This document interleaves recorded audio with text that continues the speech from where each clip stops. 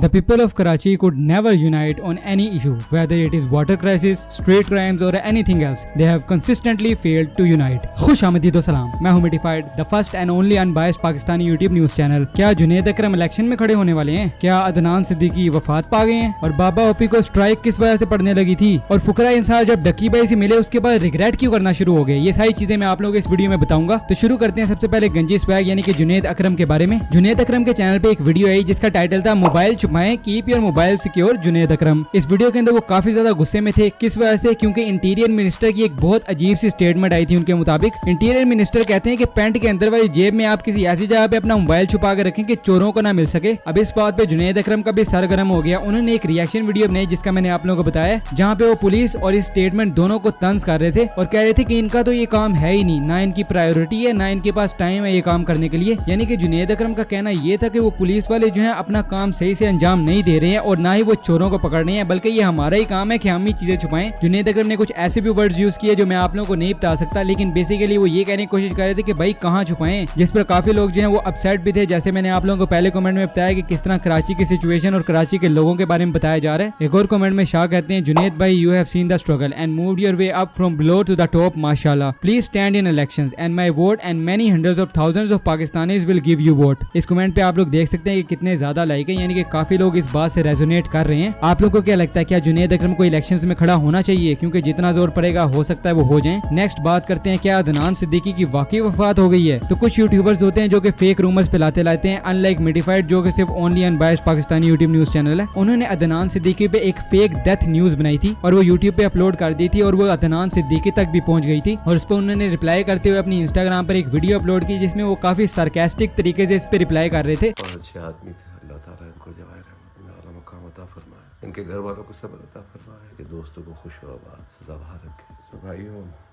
क्या कहूँ मैं, तो मैं बिल्कुल ठीक हूँ अल्हम्दुलिल्लाह। अभी तक जुगत हूँ, बिल्कुल लाइव हूँ आपके साथ। और पता नहीं किसने ये खबर फैला दी है, तो परेशान मत होइएगा, मरना तो बरहक है, मगर अभी कुछ दिन बाकी। आप सब लोग खुश रहिए, आबाद रहिए और लाइफ एंजॉय कीजिए।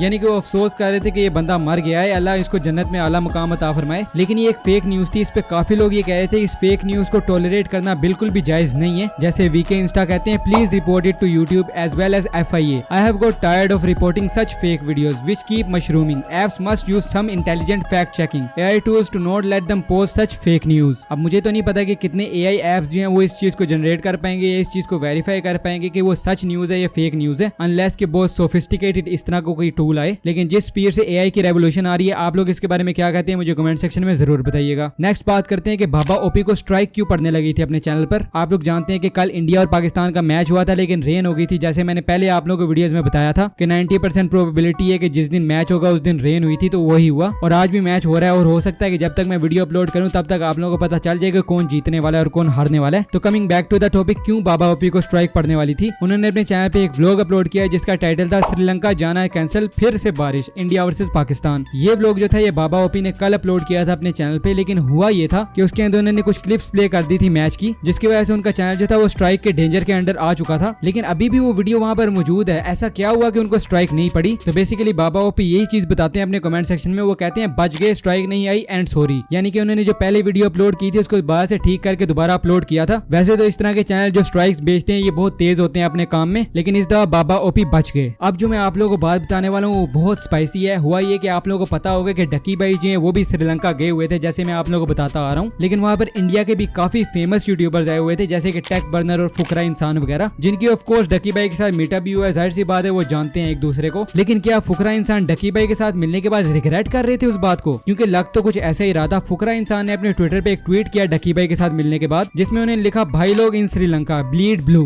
यहाँ पे आप लोग देख सकते हैं कि टेक बर्नर भी है, उसके अलावा डक्की भाई भी मौजूद है यहाँ पर। लेकिन भाई उसके बाद जो हुआ, इतना हेट आया फुकरा इंसान को, कमेंट सेक्शन में इतना हेट आया और लोग जो है वो अभिषेक मल्हान को बहुत ज्यादा ट्रोल कर रहे थे, जिसकी वजह से उनको ट्वीट भी डिलीट करना पड़ा। बेसिकली सेंटर थीम यही था कि उनको ये नहीं पता था कि डक्की भाई क्या खाते हैं, यानी कि डक्की भाई मीट खाते हैं। इस वजह से उनको हेट मिल रहा था कि उन्होंने क्यों उसके साथ पिक्चर ली, क्योंकि फुकरा इंसान खुद हिंदुइज्म को फॉलो करते हैं और हिंदुइज्म में ये चीज अलाउ नहीं है, इसलिए इन्होंने वो ट्वीट डिलीट कर दिया और अपनी लॉयल्टी प्रूव करने के लिए एक ट्वीट किया जिसके अंदर वो ये कहते हैं, cricketers from both the countries meet on field the same way YouTubers meet, we do not analyse analyze or keep track of what kind of content they are up to or what food they eat. Still, being a proud Hindu personally, I do not appreciate and took the post down. और आगे ये burning heart वाला emoji लगाया। लेकिन काफी लोग उसके बाद इस कॉन्टेक्स्ट को अंडरस्टैंड नहीं कर पाए थे, तो कॉन्टेक्स्ट मैं आप लोगों को बता देता हूँ। बल्कि मैं नहीं, ढकी भाई आप लोगों को खुद कॉन्टेक्स्ट बता देते हैं। उन्होंने अपने ट्विटर पे एक ट्वीट किया, for those who don't know the context, he is talking about me. Firstly, I would like to express my gratitude for the warm interaction we had as content creators. Our primary goal is to entertain and connect with our audiences.